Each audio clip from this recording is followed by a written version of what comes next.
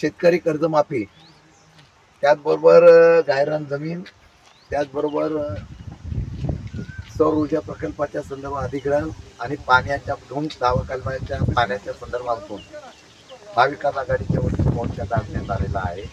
या मोर्चाचं निवेदन आम्ही या ठिकाणी दिलेलं आहे आणि प्रांतांच्याकडून आम्ही निवेदन देऊन सरकारला मागणी केलेली आहे की आपणच सत्तेवर यायच्या अगोदर जसं लाडक्या बहिणींना आपण आश्वासन दिलं होतं त्या पद्धतीने शेतकऱ्यांच्या कर्जमाफीचं सुद्धा आश्वासन दिलं होतं। आता सरकारचे मुख्यमंत्री उपमुख्यमंत्री या ठिकाणी फिरत आहेत आणि त्यांनी सांगितलं की अशा प्रकारचं आश्वासन दिलं पण सध्या देता येणार नाही, पैसे मार्चच्या अखेरपर्यंत भरून टाका, भविष्य काळामध्ये त्याचा विचार करू।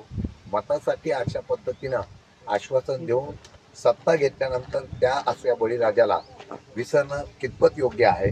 खरं म्हटलं तर मागच्या बजेटमध्ये औद्योगिक क्षेत्रातलं उत्पन्न घटलेलं आहे। बळीराजाच्या मुळे महाराष्ट्राच्या उत्पादनामध्ये प्रचंड प्रमाणात वाढ झाली, ही सत्यता आपल्याला दिसून आलेली आहे। अशा वेळेला ज्यांनी राज्याची तिजोरी भरली त्या बळीराजाला मदत करणं अपेक्षित आहे, परंतु वेगवेगळ्या प्रकारचे कायदे वेगवेगळ्या प्रकारचे निर्णय लादण्याचा प्रयत्न होतोय, दुर्दैवाचा आहे, त्याला आम्ही निश्चितपणाने विरोध करतोय। आज आम्ही निवेदन दिलेलं आहे, सरकारने बोध घेऊन बळीराजाला त्या ठिकाणी न्याय द्यावा अशा प्रकारची अपेक्षा आहे। दोन डाव्या कालव्याचं पाणी कोरेगाव, वाई, खटाव या सातारा या परिसरामध्ये दिलं जातं। आता ते आवतन देत असताना पूर्वीच्या निकषाप्रमाणे त्याच्यावर इथल्या लोकांवर शेतकऱ्यांवर अन्याय होऊ नये अशा प्रकारची मागणी आम्ही या निवेदनावर केलेली आहे। त्याबरोबर कोरेगाव महानगरपंचायतीमध्ये मोठ्या प्रमाणामध्ये अनियमितता आलेली आहे।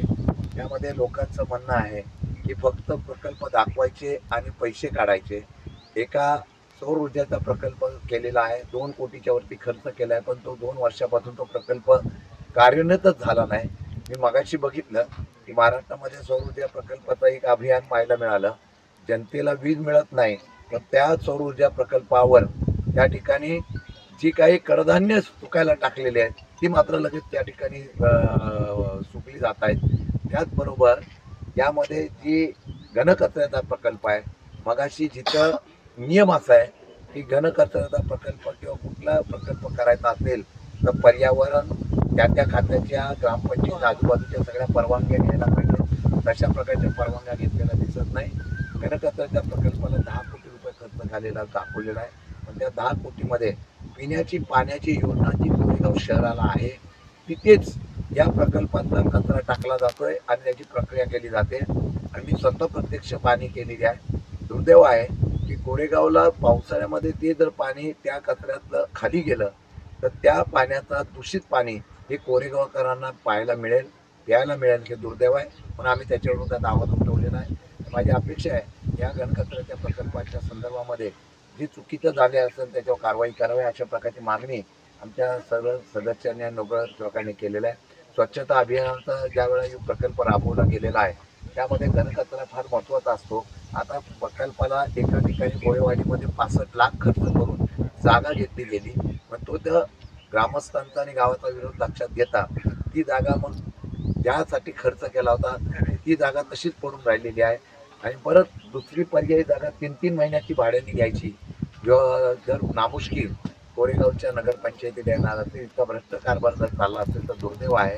आणि या प्रकल्पामध्ये इथं असलेल्या शेतकऱ्यांना विरोध केला म्हणून गुन्हे दाखल करण्याचा प्रयत्न झालेला आहे। समोर शाळा आहे, बाजूला लोकवस्ती आहे, नियम असा आहे की शाळा आणि लोकवस्ती आणि काही असेल तर तिथं प्रकल्प राबवता येत नाही। जबरदस्ती 3-3 महिन्याच्या भाड्यासाठी कायमची योजना न करता प्रकल्प राबवण्याचा प्रयत्न होत असेल दुर्दैव आहे।